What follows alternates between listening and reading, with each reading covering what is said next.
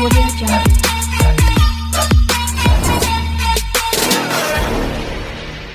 Hi అండి, welcome to AH new topic YouTube channel. మీరు చూస్తున్నారు AH new topic YouTube channel. Friends, government నుంచి వచ్చే ప్రతి అప్డేట్ మన ఛానల్లో ముందుగా మీకోసం తెలియజేయడం జరుగుతుంది. కాబట్టి మన ఛానల్ని సబ్స్క్రైబ్. వాలంటీర్ వ్యవస్థపై ప్రభుత్వం కసరత్తు చేస్తుంది. వ్యవస్థలో మార్పులకు ప్రభుత్వం ప్రయత్నాలు చేస్తుంది. పేర్లు మార్చాలని చూస్తున్న ప్రభుత్వం. గ్రామ సేవక్గా గ్రామ వాలంటీర్, వార్డు సేవక్గా వార్డు వాలంటీర్ను నియమిస్తున్నారు. ఒక్కో వాలంటీర్కు 50 ఇళ్ల నుంచి 100 ఇళ్లకు పెంచుతున్నారు. వాలంటీర్కు 3 ఏళ్ల కాల పరిమితిని విధించే అవకాశం. శిక్షణ ఇచ్చి ఉద్యోగాలు ప్రిపేర్ చేసే యోచన. సచివాలయ పరిధిలో ఉన్న వాలంటీర్లను పంచాయతీ పరిధిలోకి తీసుకొచ్చే ఆలోచన. డబ్బుల పంపిణీతో ఎటువంటి సంబంధం లేకుండా ఇతర సేవలకు వాలంటీర్లను వాడుకునే ప్లాన్లో ఉన్న ప్రభుత్వం. ఈ వీడియో వాలంటీర్ వ్యవస్థ ఉంటుందా లేదా ఒక క్లారిటీ కోసం మీకు ఈ వీడియో చేస్తున్నాను.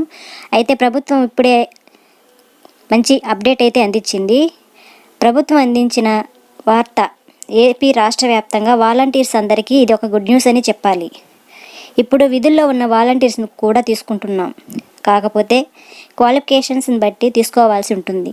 వాళ్ళ క్వాలిఫికేషన్స్ సరైన అర్హత ఉంటే వాళ్ళు ఖచ్చితంగా ఈ వ్యవస్థలో కొనసాగుతారు.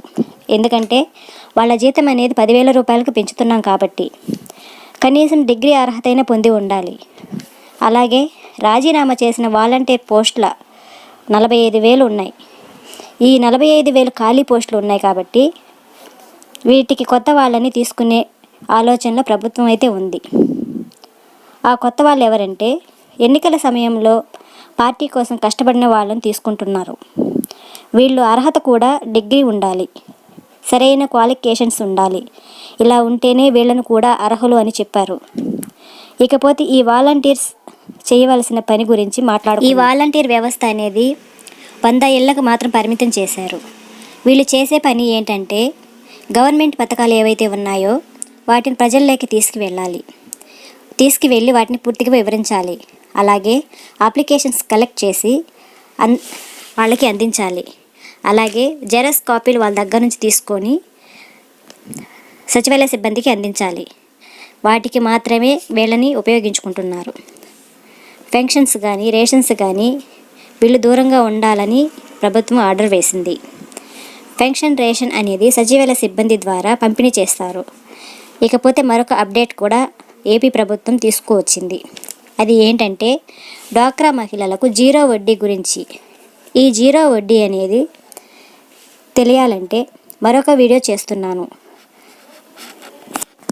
ఆ ఇన్ఫర్మేషన్ మొత్తం మీకు తెలియాలి అంటే మన ఛానల్ని సబ్స్క్రైబ్ చేసుకోండి.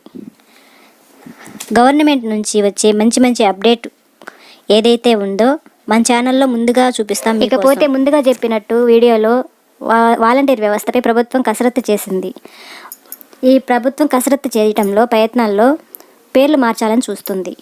ఆ పేర్లు ఏంటంటే గ్రామ సేవక్గా గ్రామ వాలంటీర్సు, వార్డు సేవక్గా వార్డు వాలంటీర్సు అని పేర్లు మార్చాలని కసరత్తు చేస్తుంది. ఒక్కో వాలంటీర్ 50 ఏళ్ల నుంచి 100 ఏళ్లకు పరిమితి చేశారు.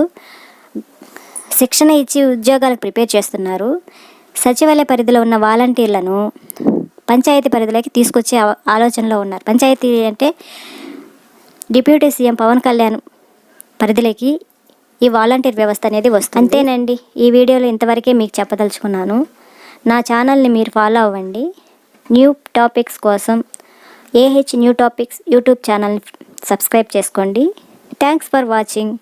Before going to the video please subscribe our channel. Thank you. అలాగే లైక్ ఇవ్వండి.